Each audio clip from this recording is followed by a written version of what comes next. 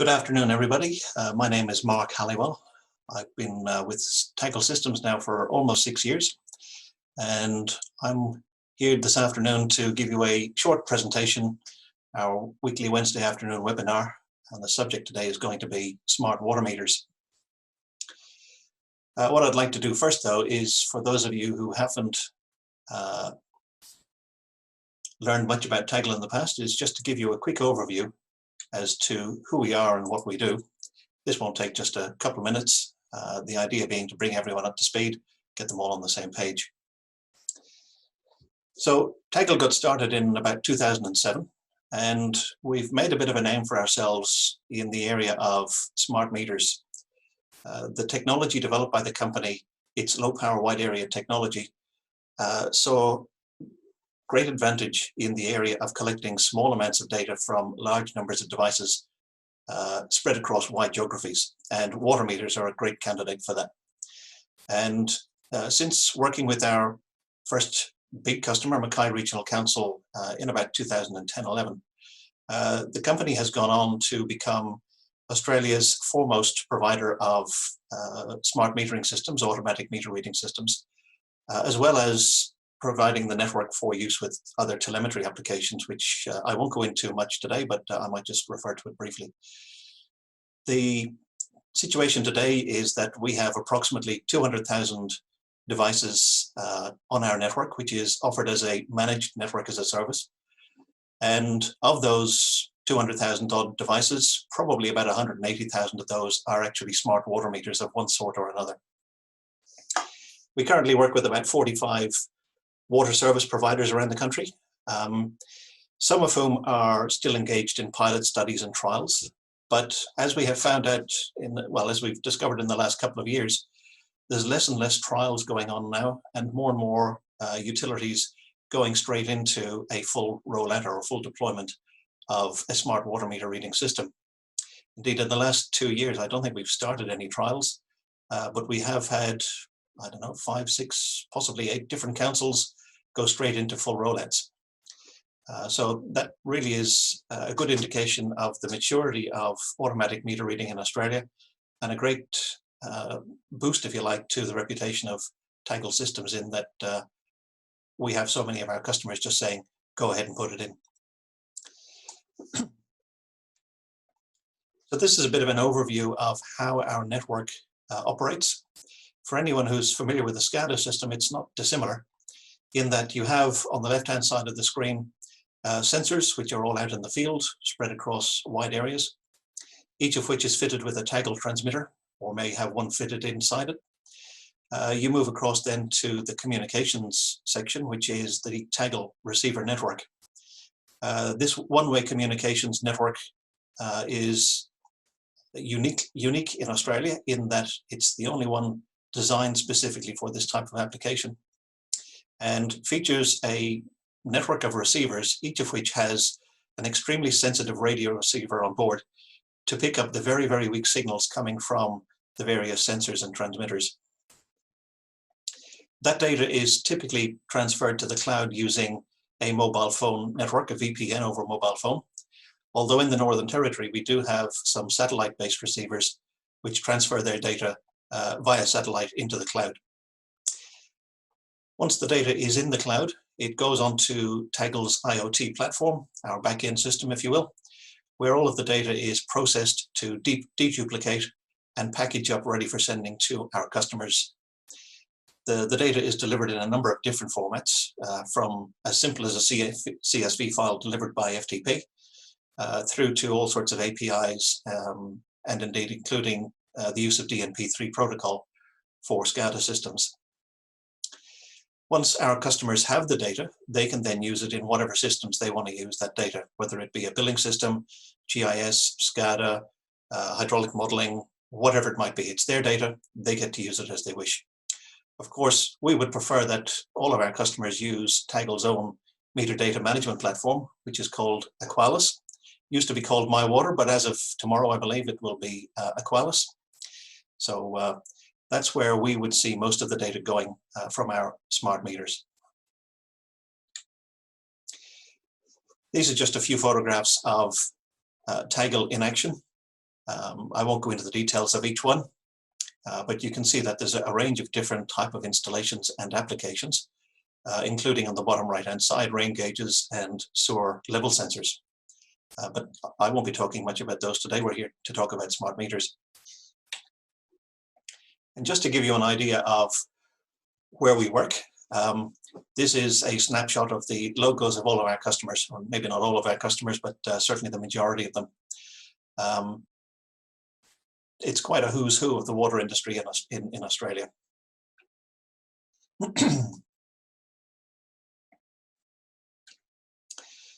So let's talk about smart water meters.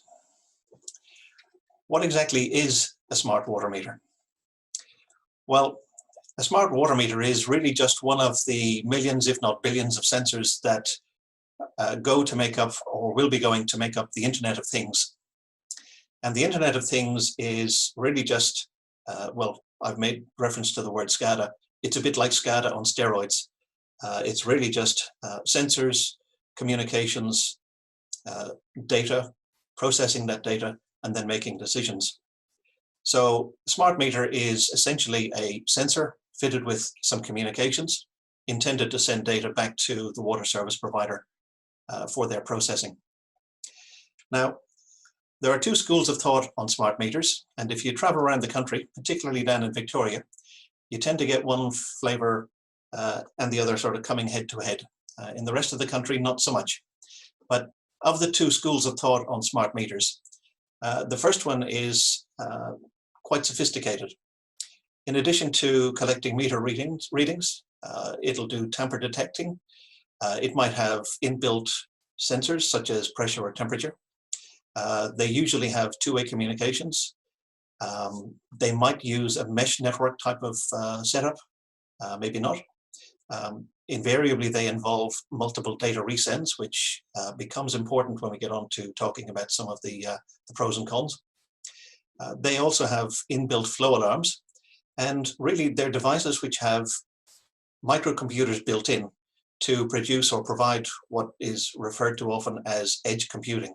That is, the data is collected at the edge and it's processed, and what gets sent back to the utility then is the result of that computing, whether it be an alarm or a reading or whatever it might be. Very often these types of smart meters also have considerable data logging abilities. The second school of thought on smart meters is what I would refer to as the KISS type smart meter, the keep it simple stupid type smart meter. They produce meter readings. They too would have a tamper detect alarm, and in the case of Taggle Systems, one-way communications.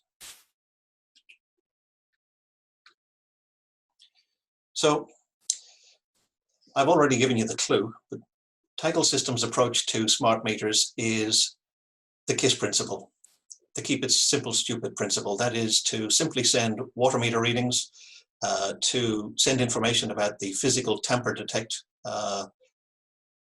system that's on the meter, and not much else. And the reason for that boils down to one simple factor, and that is cost. With a smart meter, or with a smart meter network, or an automatic meter reading network, and you're looking at a business case for a smart meter network, the biggest single item of cost in any of that is the water meters themselves, the endpoints, the devices that are water meter with either inbuilt or external transmitter. In the case of Sydney Water, for example, they've got 1.3 million water meters. So it's kind of important to get the cost of the endpoints to a minimum.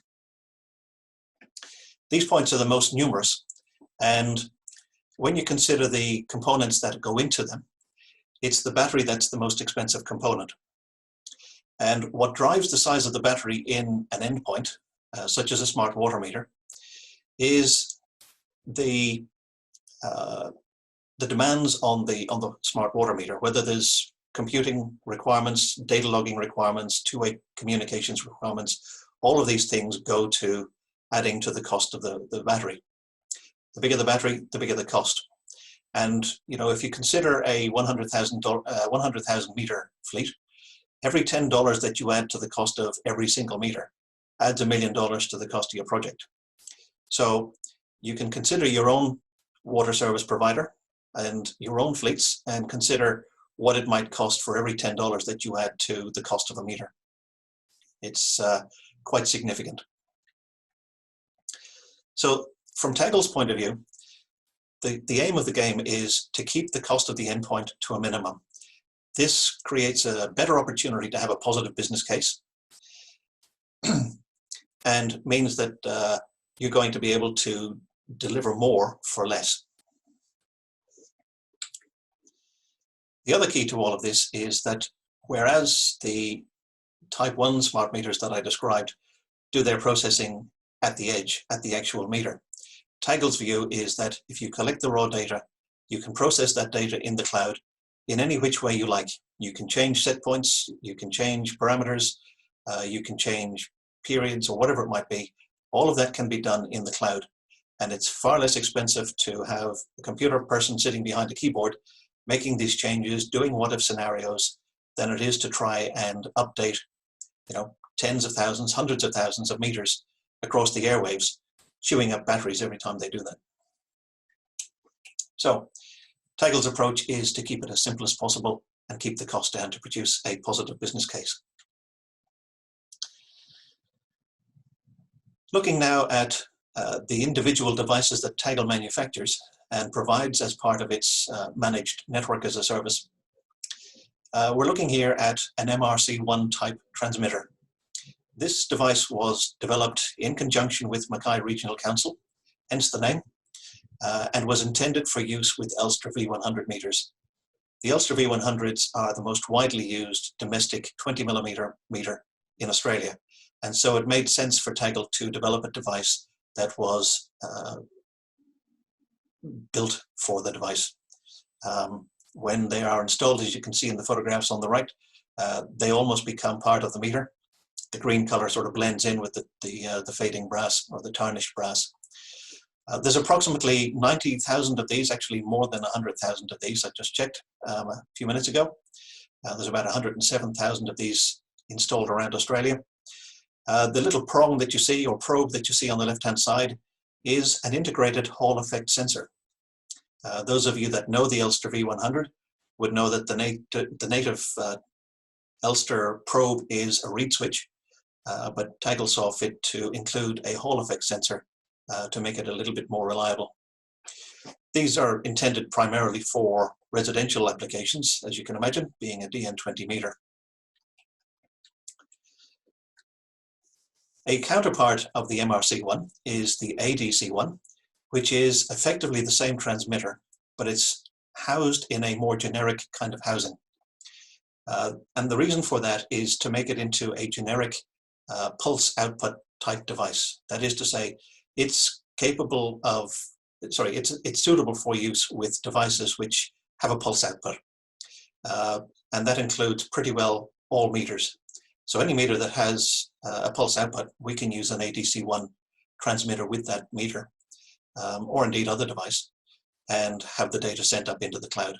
It provides great flexibility and means that particularly where you have a long lead, if you have a situation where a meter's in a pit or it's in a basement or whatever it might be, you can remove the transmitter to another location, that is to put the transmitter at a location away from the meter and get the best available radio connectivity from there.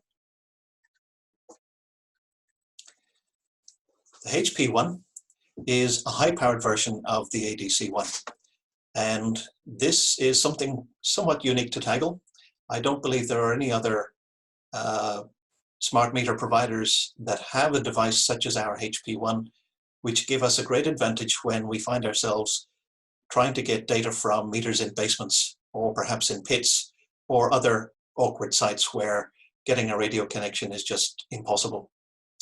I've seen these in use in the basements of buildings 3 levels deep, and we're still able to get a signal out to the area around it. We did a trial for Sydney Water some years ago, where while we were focused on trying to get them to have a look at what we're doing in a high-rise apartment building, they were more interested in putting these into the basements of commercial properties around the high-rise building. And even up to half a kilometre away, we were able to get signals coming out of the basements of some of the buildings. So this device is extremely valuable to Taggle and helps to provide coverage in areas where otherwise we couldn't. So when you look at the ADC1 and HP1, they don't connect directly to all of the various meters with which they work. It's necessary to use what we call meter interface units. And different meter manufacturers have different types of units or probes, as some people call them. We have worked with pretty well all of the ones that are available in Australia. And here is just a snapshot of a few of them. Probably the most commonly used one is the T probe from Elster, suitable for use with any of its V-series meters, the V100, V200, V300. But we also work with devices from RMC, from Itron, and many other meter manufacturers. This gives Taggle great flexibility when retrofitting its transmitters to the fleets of utilities where it's not intended to replace the meters. If you've got an existing fleet and you want to have them part of your AMR system or your smart meter system, it's very easy to take these devices, connect them to an ADC or an HP1, and have that data sent up into the cloud along with everything else.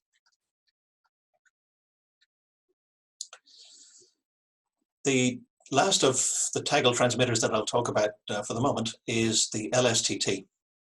This is a general purpose transmitter, but it's aimed at devices or meters that have either analog or serial inputs, outputs I should say. What I mean by analog is, for example, a meter that might have a 4 to 20 milliamp output, or perhaps 0 to 10 volts. Alternatively, it could be a serial output, such as Modbus, as you find with, for example, Krone meters or Siemens meters or others. Being suitable for use with analog particularly makes the unit very well suited to use with other types of sensors. Shown in the photographs on the right, at the top you have a weather station, which actually uses SDI12, a form of serial output. Below that is a chloroclam residual chlorine device, and below that again then is I think that's a radar type sewer level sensor. So the LSTT allows us to not just work with some of the bigger meters, but also a wide range of other types of sensors found across a water utility.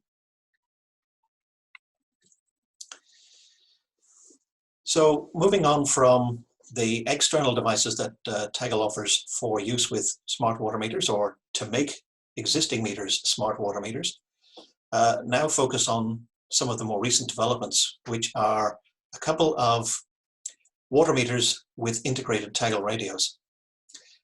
Honeywell, the Fortune 100 company out of the US, recently bought Elster Australia, along with Elster Worldwide, and are now the owners of the very famous V100 and V200 meters.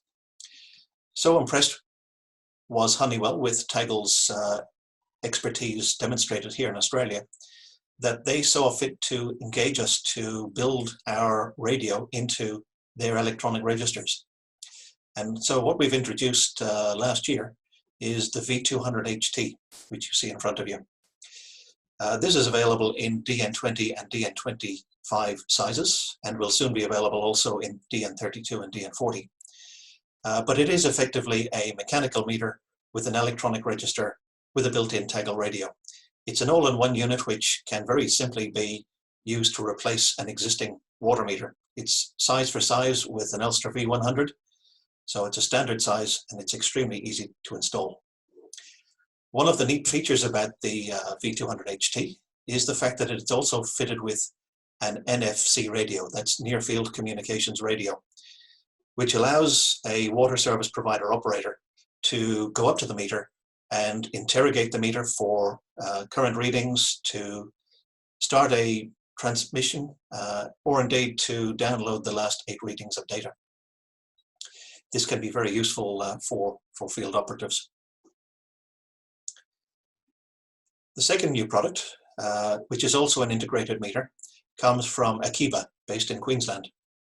Their claim to fame is having developed a DN20 electromagnetic flow meter. For quite a while, Akiba and Taggle discussed the idea of building in a Taggle radio, and this all came to pass a little time ago, and these units are now actually being installed for a council in New South Wales, where they had both potable and raw water reticulation networks. And so this product being suitable for both potable and raw water made it very well suited to the task. We expect that there will be a lot more use of this around Australia in the future. So Taggle is a growing company, and its technology is evolving. And not resting on our laurels, we are now in the throes of introducing the next generation of Taggle devices. These three shown on the screen at the moment are those that are just about to be released. In fact, I think the Parakeet, the one in the middle, is already released in the US. But they have taken the best, if you like, of the original or the first generation of Taggle devices and added onto them some of the lessons we've learned over the years in terms of what our customers want and what makes sense for the more efficient operation of these types of devices in the field. I guess the two most significant, well, actually there's three significant factors in these new devices. The first is the housings. The housings have been redeveloped to provide for better protection against water ingress. Anyone that works with devices that are out in the environment will know that preventing water ingress is a major challenge with any electronic device. And we have learned from our experiences in the past and developed a whole new way of building these things such that the challenges of water ingress will be greatly reduced. The second is in terms of battery life.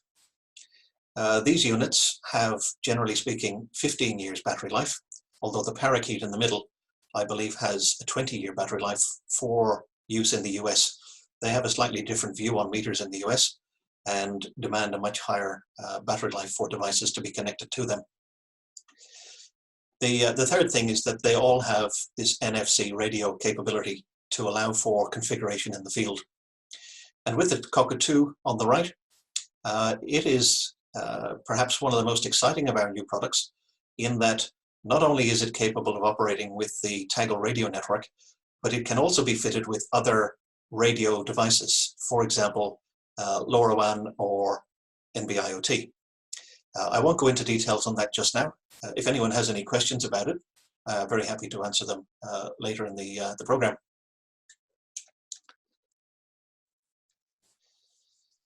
So, coming to the end, just wanted to bring to your attention the fact that Taggle Systems has, through its relationship with Honeywell in the US, come across an opportunity to distribute a product in Australia, which we think is going to be extremely useful.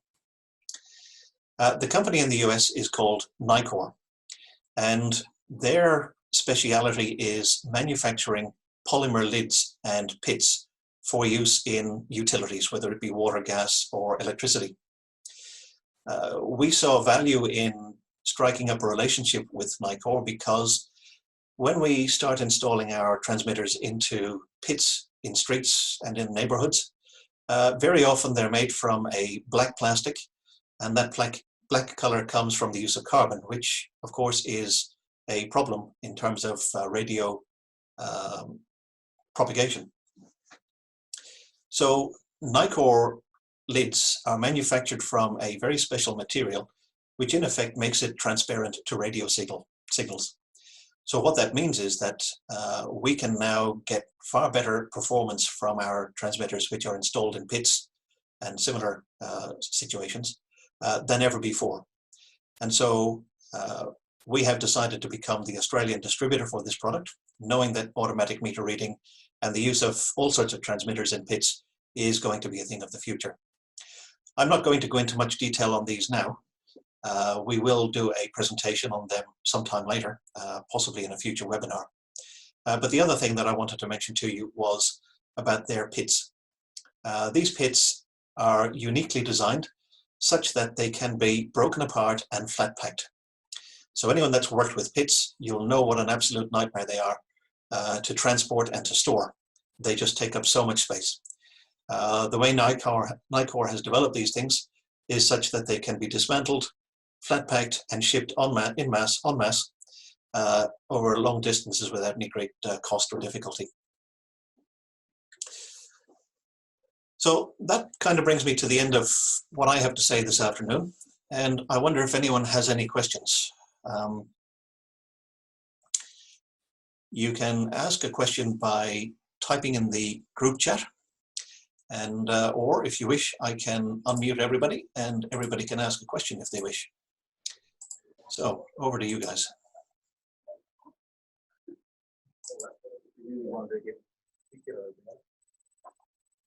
Yeah. Spreadsheet up as well. Yep. Oh, he's got one. It's Okay, so I have one question from Michael. No, Michael, there's no update on the MyWater app today. Our next presentation will be a walkthrough, a demonstration, a live demonstration of MyWater, or Aqualis, which is its new name from tomorrow. So perhaps if you want to talk to us separately, or indeed tune in next week, Mark and Claro, I believe, will be Steve and Ty will be working through that in real time. Does the V200 have a dual check valve? It certainly does. They can be supplied, although I don't think it's legal, they can be supplied without check valves, but you can also have single or dual check valves. But the majority of the ones that we've installed so far have been dual check valves. Oh, these questions are coming thick and fast. Just a moment. oh wait, no. So Mark said, yeah, my 2 cents. Nick, are the sewer lids displayed trafficable? They certainly are, Nick. These units have been designed for use in streets. Hey, Mark. We are working through the process of Australian standards, but I do believe that we will be able to meet nearly all of the requirements for lids in Australia, including Class D. Kirley.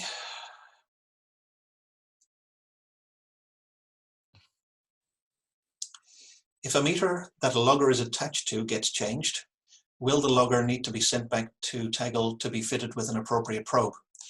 Well, ideally, Kirley, yes, because the terminations made in our labs are far better than those we can achieve in the field.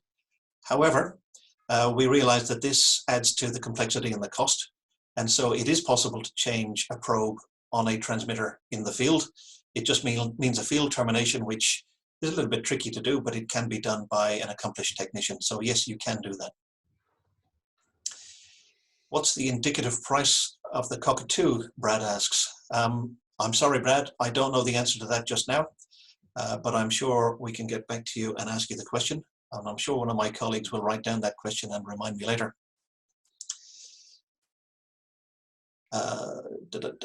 So Richard asks, your approach to firmware upgrades, is the Akiba A210 certified?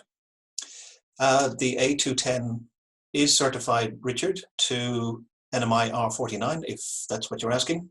So yes, it is suitable for billing.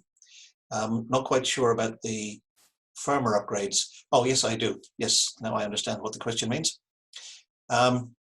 Generally speaking, Richard, our approach to firmware upgrades is that they shouldn't need to be done.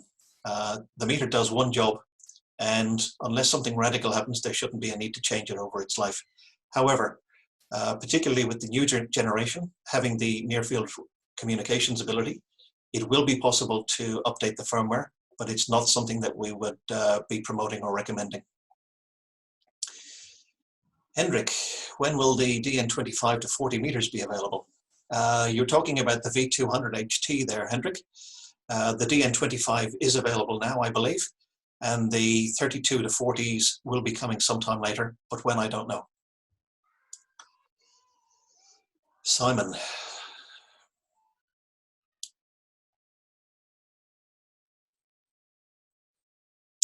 Okay, so Simon asks, could I expand on the functionality of the Cockatoo and a Corella, which I didn't mention? Will they be able to dynamically change transmission interval, rainfall buckets, and so on? Yes, Simon, that is part of the plan, realizing that particularly when it comes to monitoring the performance of sewers and using rainfall information in conjunction with that, the new devices will allow for a change of transmission rate or update rate when, for example, there's a heavy rainfall, as you would experience in your area. Does the Cockatoo have the same inputs as the LSTT, Brad asks. Yes, I believe so, Brad. The Cockatoo is, in effect, a later development of the LSTT, and so I would expect it to have all of the functionality plus a bit more. Okay, any more questions? I did talk about voice, but I'm sorry I've been unable to make that happen effectively. So one more question. Belinda, what is the best way to avoid or reduce receiving intermittent interval data from the Taggle where communications are interrupted and data is accrued? Is there a Taggle that logs data at intervals and then transmits each at the timestamp data?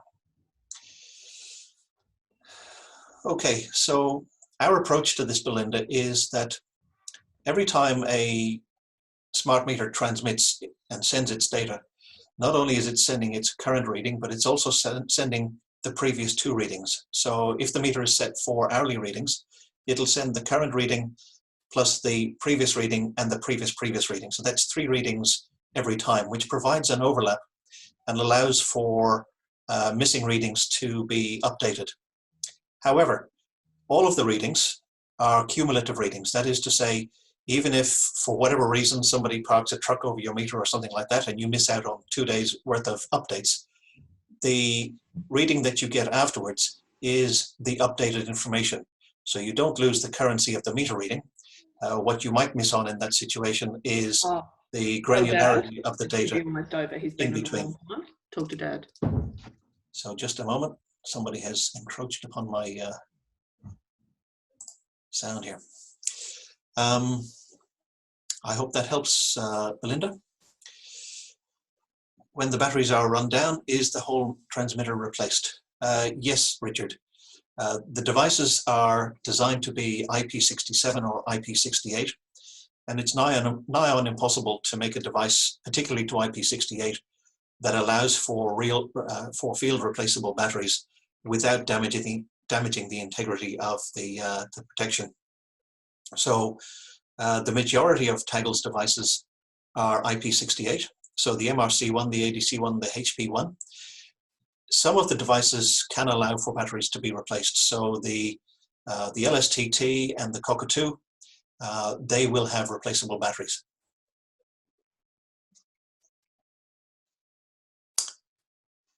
Okay, oh, what happened there? So we are getting towards the end of questions. If anybody does have any more questions, I think it's probably a good time to end there. It's now just gone 3:30. So unless anyone has any burning questions, I will call a halt there. And I thank you all very much for your attention this afternoon. There will be another weekly webinar happening next week. The subject of that, as I think I may have mentioned, is Aqualis. It'll be a live demo of the newly updated My Water interface, Aqualis being the new name for My Water. So anyone that has seen or has used My Water might want to tune in and see what the updated user interface looks like and get the lowdown from the man who creates it, Stephen Ty at Tyware. So that's about it for me, folks. I'm going to leave it there and wish you all good afternoon and see you next time. Thank you very much.